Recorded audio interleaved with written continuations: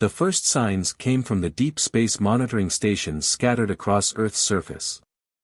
At precisely 3:47 a.m. Universal Time Coordinated, every radio telescope from Arecibo to Parkes detected an anomaly that defied explanation. Dr. Sarah Chen, lead astronomer at the Very Large Array in New Mexico, was the first to recognize the pattern hidden within the cosmic noise. "This isn't random," she whispered, her fingers flying across the keyboard as she isolated the signal. "This is a message." Within hours, the scientific community mobilized. The signal grew stronger, and with it came something that turned fear into terror, a massive object decelerating from faster-than-light travel at the edge of our solar system. As it approached, more objects emerged from what appeared to be tears in space itself. 7 massive ships, each larger than Earth's moon, took up positions around our planet's orbit. Global panic ensued. Military forces worldwide went on high alert, stock markets crashed, and religions struggled to incorporate this new reality into their worldviews. But the visitors didn't attack. Instead, they waited. 48 hours after their arrival, the ships broadcast simultaneously to every electronic device on Earth. The message came in perfect Universal Standard Mandarin, English, Spanish, Arabic, and hundreds of other languages. The voice was neither male nor female, neither young or old, but it carried an authority that silenced the world. "Children of Earth," it began, "we are the architects, and you are our greatest creation." The revelation that followed shattered humanity's understanding of its own history.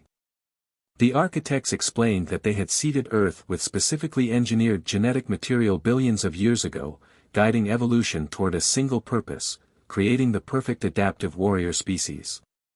"Your aggression, your creativity, your ability to innovate in the face of overwhelming odds, these were not accidents," the voice continued. "They were carefully cultivated traits, designed to serve a greater purpose." Dr. Elena Martinez, leading geneticist at the World Health Organization, found herself at the center of a hastily assembled team analyzing the architect's claims. The evidence was undeniable. Hidden within human DNA were sequences that couldn't have occurred naturally, markers that had puzzled scientists for decades now revealed as the signature of intelligent design. "They didn't just create us," Martinez announced to a stunned UN Security Council.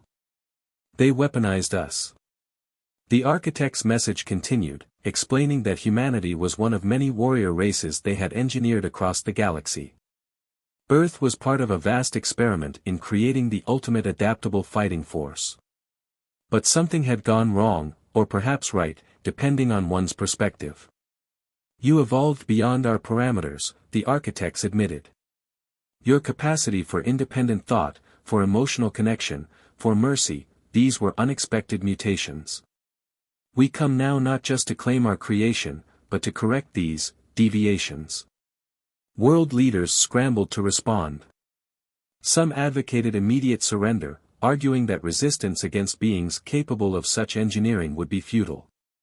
Others called for unity and defiance, insisting that humanity's independence was non-negotiable. Captain Maya Patel, commanding the International Space Station, provided the first close-up images of the architect vessels. The ships defied conventional physics, seeming to exist partially in dimensions beyond human perception. "They're not just advanced," she reported, her voice tight with controlled fear. "They're operating on principles we can't even begin to comprehend." As humanity grappled with its new reality, the architects made their ultimate purpose clear. They were facing a threat, something so terrible it necessitated the creation of warrior races across the galaxy. Humanity was to be activated, their latent genetic programming triggered to transform them into the weapons they were designed to be. "You have 24 hours to submit to activation," the architects announced. "Resistance will be met with immediate genetic reconstructive protocols. Your species will fulfill its purpose, willingly or not." The countdown began, and with it, the first true test of humanity's most unexpected trait, the will to choose its own destiny. Dr. Chen, still monitoring from her station in New Mexico, detected something the architects hadn't intended to reveal: fear. Hidden in the sub-signals of their transmission was evidence that humanity's evolution had genuinely surprised them. They're not just here to reclaim us, she realized, sharing her findings with a hastily assembled global task force. They're afraid of what we've become. As the deadline approached, humanity faced its most crucial decision: submit to their original purpose and become the weapons they were designed to be, or fight for the right to remain human, with all the flaws, emotions, and unpredictability that entailed. The next 24 hours would determine not just the fate of humanity, but perhaps the very nature of consciousness and free will itself. In labs, military bases, and homes across the planet, people prepared for a battle that would define what it truly meant to be human. As the 24-hour deadline approached its final minutes, humanity's response came not from world leaders or military commanders, but from an unexpected source. Dr. James Kihara, a quantum physicist at CERN, discovered something in the architect's transmission that would change everything. Their control isn't absolute, he announced over an encrypted global conference call. The genetic triggers they're threatening to activate? They require quantum entanglement at a cellular level. And quantum states can be disrupted. The revelation sparked a global scientific revolution. In underground laboratories and hastily converted research facilities, teams worked frantically to develop countermeasures. The architects had given humanity a day to submit; instead, they used that time to prepare for war. When the deadline expired, the massive ships above Earth pulsed with energy. A wave of invisible force swept across the planet, and millions felt the first stirrings of change within their bodies. Muscles began to densify, neural pathways rewired themselves, and dormant genetic sequences awakened. But humanity wasn't helpless. Dr. Elena Martinez, working with Kihara's team, had discovered that human emotion generated its own quantum field, one that could interfere with the architect's control. Love, fear, anger, they're not just chemical reactions, she explained. They're quantum events that can shield us from external manipulation. The first wave of genetic reconstruction hit hardest in major population centers. In New York, Tokyo, and Lagos, people began transforming into what the architects had designed them to be: stronger, faster, more aggressive. But something unexpected happened. The transformations were incomplete, disrupted by the very emotions the architects had dismissed as flaws.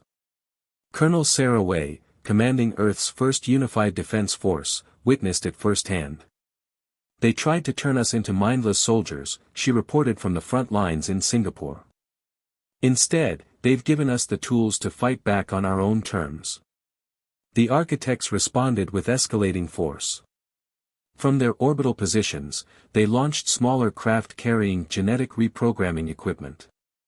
These vessels targeted military installations first, seeking to convert Earth's armed forces into their compliant army. But humanity had another surprise in store. Under the guidance of Dr. Kihara and a global network of scientists, people learned to consciously strengthen their emotional quantum fields. Family bonds, friendship, even shared suffering, these connections generated interference patterns that the architects couldn't break. We're not just fighting with technology, Kihara explained to resistance leaders. We're fighting with the very traits they consider defects. Our emotions, our connections to each other, they're our strongest weapons. The battle transformed cities into war zones, but not in the way anyone expected. Instead of traditional combat, the conflict played out on a genetic and quantum level. The architects' attempts to activate their control protocols met with increasing resistance as humans learned to weaponize their emotions and relationships. In orbit, Captain Maya Patel and the crew of the International Space Station made another crucial discovery. The architects' ships generated massive quantum fields of their own, fields that could be disrupted by synchronized human emotional responses. They're not invulnerable, Patel reported. Their technology depends on quantum stability. And nothing disrupts quantum states quite like human consciousness. Dr. Martinez's team developed a global network of quantum resonance amplifiers, using the planet's ley lines and natural electromagnetic field to strengthen humanity's emotional shield.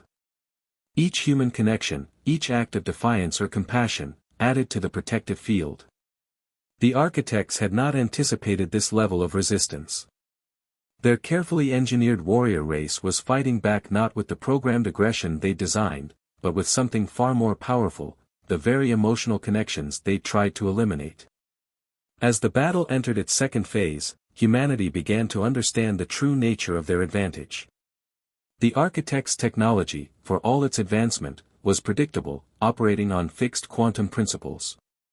Human emotions, by contrast, were chaotic, unpredictable, and impossible to fully control. Colonel Wei's forces developed new tactics, using emotional resonance to disrupt the architects' control ships. They thought they could reprogram us like machines, she told her troops. They forgot that what makes us human isn't in our genes, it's in our hearts and minds. The price of freedom was high. Millions struggled with partial genetic transformations, their bodies caught between what the architects intended and what humanity chose to be. But with each passing day, the resistance grew stronger.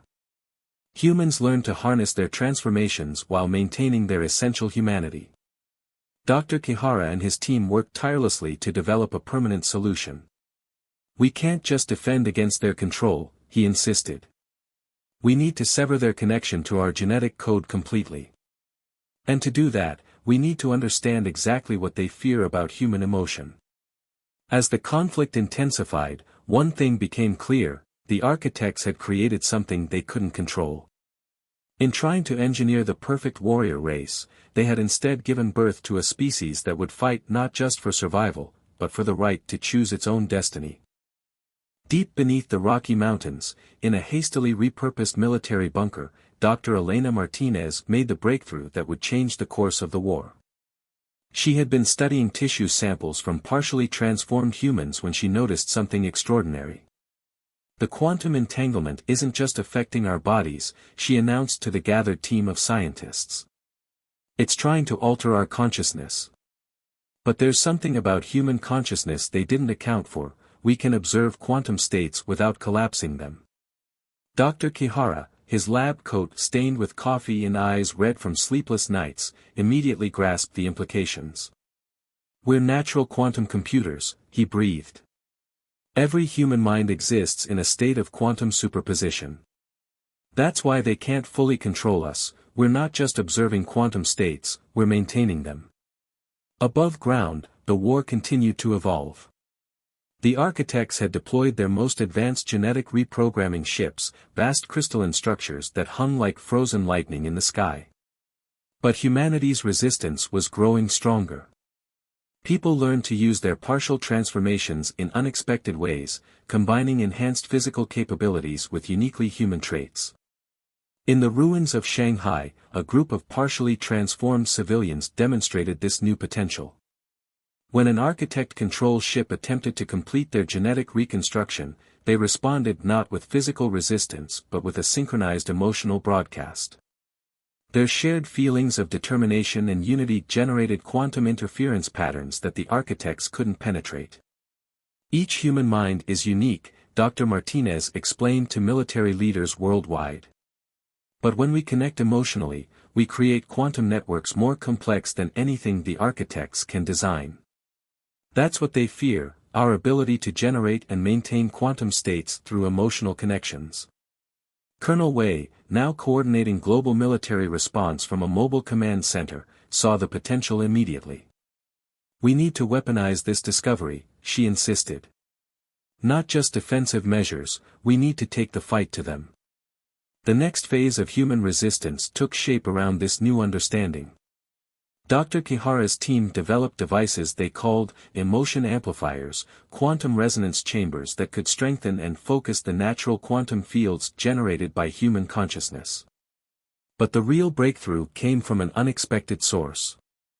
Dr. Sarah Chen, still monitoring deep space signals from her station in New Mexico, detected patterns in the architects' communications that revealed their true vulnerability. They're not just afraid of our emotions, she reported. They're afraid of our creativity.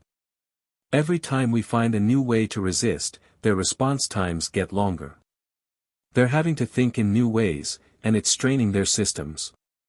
This revelation led to a daring hypothesis: the architects, for all their advanced technology, were limited by their own nature. They had evolved or been created to think in purely logical, predictable patterns. Human consciousness, with its messy blend of logic and emotion, reason and intuition, was something they couldn't fully comprehend or counter. Martinez's team made another crucial discovery. The genetic modifications the architects had tried to impose weren't just about creating better warriors, they were attempting to simplify human consciousness, to make it more like their own. They're not trying to improve us, she realized. They're trying to reduce us. To make us comprehensible to them. The resistance adopted new tactics based on these insights. Instead of trying to block the architects' control signals completely, they began introducing elements of chaos and creativity into their defensive patterns. Art, music, and dance became weapons of war, generating quantum fields that the architects couldn't predict or penetrate. In orbit, Captain Patel and her crew used this knowledge to develop the first truly effective offensive strategy. By broadcasting complex emotional patterns, love mixed with determination, fear transformed into courage, they created quantum disruptions that the architect ships couldn't compensate for. "We're not just fighting their technology," Patel reported as the first architect vessel began showing signs of instability. "We're fighting their entire way of thinking. And our greatest weapon is our humanity itself." The architects responded with increasing desperation. Their attacks became more intense but also more predictable, following patterns that human resistance fighters learned to anticipate and counter. Each failed attempt to control humanity seemed to further destabilize their own systems. Dr. Kihara, working with quantum computers that incorporated human emotional input, began to formulate a theory about the architect's true nature. "I don't think there are creators," he proposed during a global strategy session. "I think they're more like our predecessors, an ancient race that achieved technological perfection at the cost of their own emotional evolution. They created us not just as weapons, but as an experiment in controlled evolution." As humanity prepared for the next phase of the war, this understanding brought both hope and determination. They weren't just fighting for survival or independence, they were fighting to preserve the very qualities that made them human. The emotional connections, the creative chaos, the unpredictable beauty of human consciousness itself had become their greatest defense against the beings who claimed to have created them. The turning point came not from a single breakthrough, but from millions of synchronized human decisions. As Dr. Kihara's theory about the architect's nature spread across resistance networks, humanity began to understand their true advantage. It wasn't just their unpredictability, it was their unity in diversity. "Look at how they attack," Colonel Wei explained during a global strategy briefing. "Perfect synchronization, perfect logic, but no adaptation. No evolution in their tactics. They're trapped in patterns they can't break." She gestured to footage of architect ships moving in precise, predictable formations. "But us? Every human thinks differently, feels differently. We're millions of quantum computers running in parallel, each creating unique solutions." Dr. Martinez's team had modified their quantum resonance chambers to capitalize on this insight.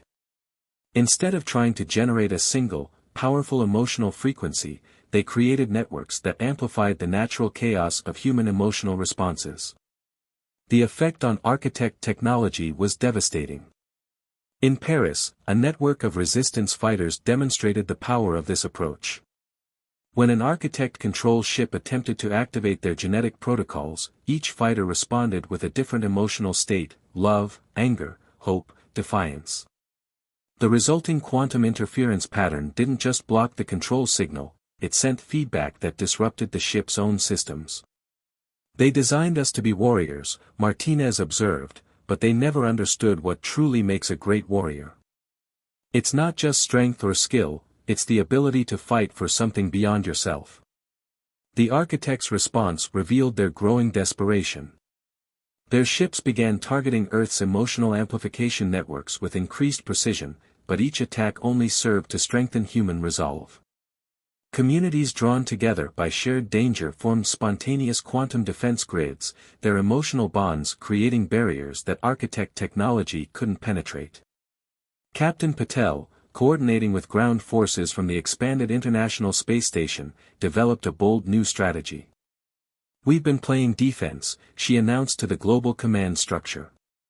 "It's time to show them what humanity can really do when we work together." The plan was audacious in its simplicity. Instead of trying to block or deflect the architect's control signals, humanity would embrace them, but on their own terms. Dr. Kihara's team had discovered that the genetic modifications could be consciously directed by strong emotional states. "They wanted to make us perfect warriors," he explained.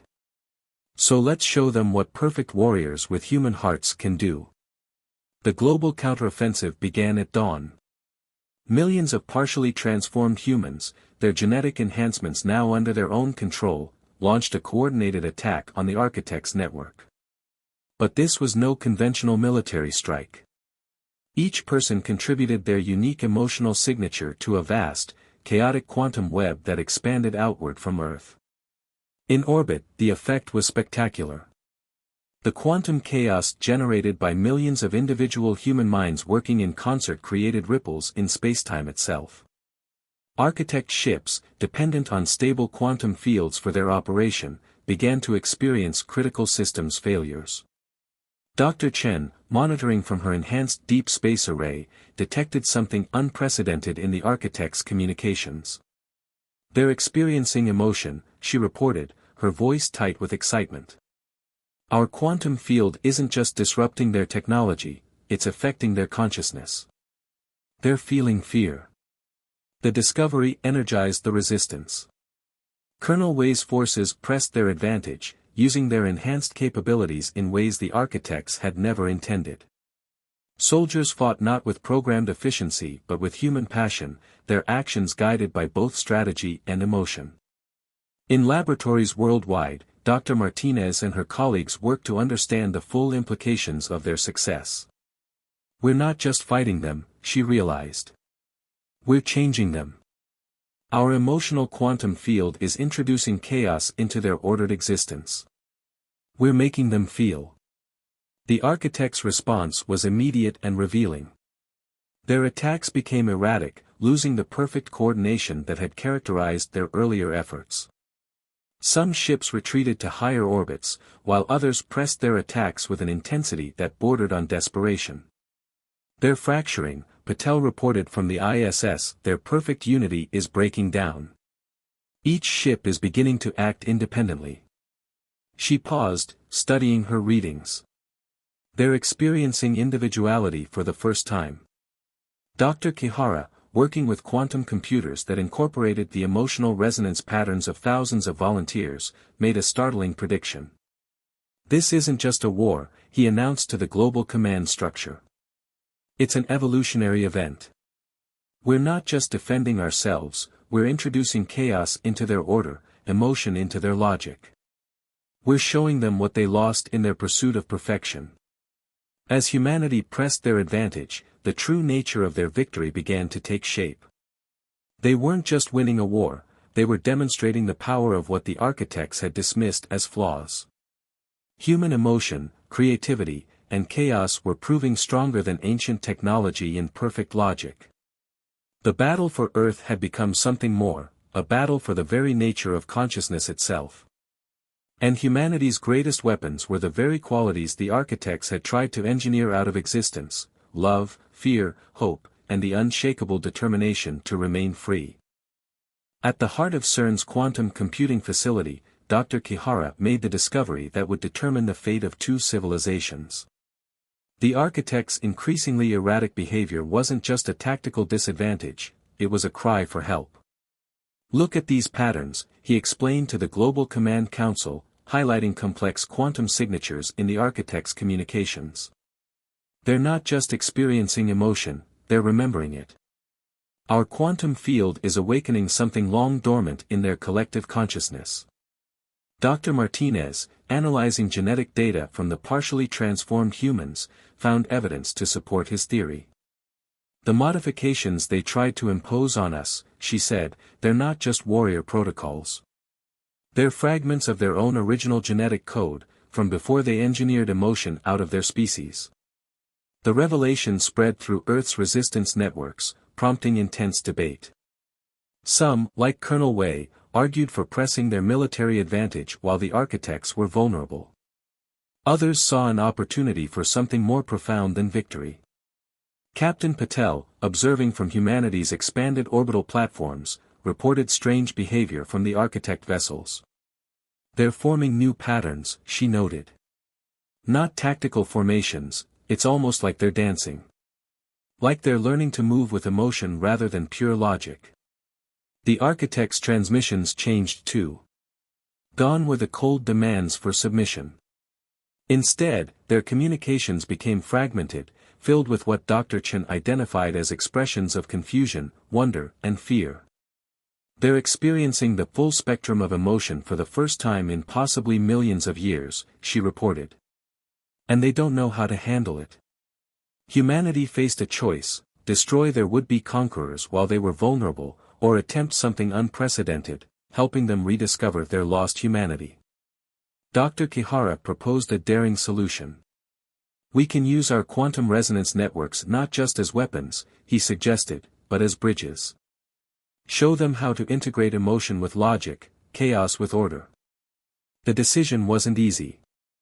Many argued that the architects were too dangerous to be trusted, that their awakening emotions could make them even more dangerous. But in the end, humanity chose to do what the architects had never expected: show mercy. Under Martinez's guidance, the global quantum network was recalibrated. Instead of generating defensive chaos, it now broadcast carefully structured emotional patterns, teaching the architects how to process and integrate their reawakening feelings. The response was extraordinary.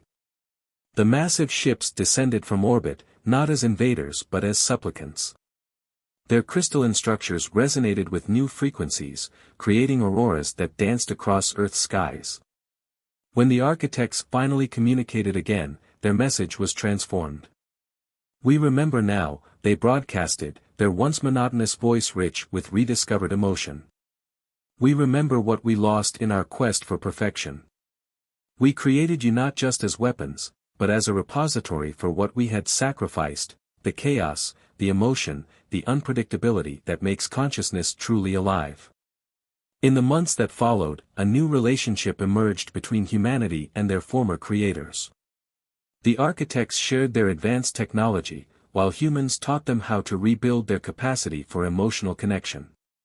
The genetic modifications they had tried to impose were repurposed, allowing both species to grow stronger while maintaining their essential natures. Dr. Chen, continuing her deep space monitoring, detected signs of the greater threat the architects had originally feared: a force of pure entropy threatening to unravel the galaxy itself. But now, with the combined strength of human emotion and architect technology, both species prepared to face this challenge together. We were wrong to try to reclaim you as weapons, the architects acknowledged. You have shown us a greater truth, that the very chaos we feared, the emotions we abandoned, are the source of true strength. Colonel Wei, working with architect strategists to prepare for the greater war to come, found herself reflecting on the nature of their victory. We didn't just defend our humanity, she observed. We proved its worth. We showed that emotion and logic, chaos and order, aren't opposites to be feared, but complementary forces that make us strong. As humanity and the architects began their new alliance, Dr. Kihara made one final observation. They thought they were our creators, he said, but in the end, we helped recreate them. Perhaps that's the greatest victory of all, not defeating an enemy, but transforming them into friends. The stars beckoned, and new challenges awaited. But humanity faced them not as engineered weapons, but as they had chosen to be, beings of both logic and emotion, capable of both war and compassion, forever free to choose their own destiny.